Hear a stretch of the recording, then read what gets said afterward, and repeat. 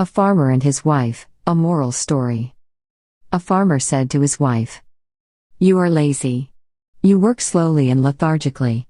You waste your time." The wife was angry at the words of her husband. She said to her husband, "You are wrong. Stay at home tomorrow.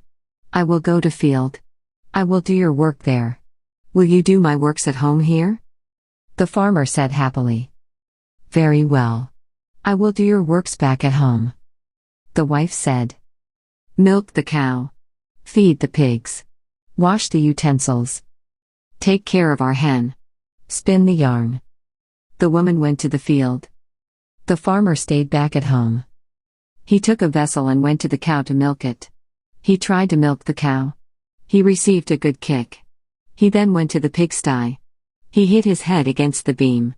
He went to feed the hen. He forgot to spin. The wife returned from the field when it turned evening. The farmer hung down his head in shame.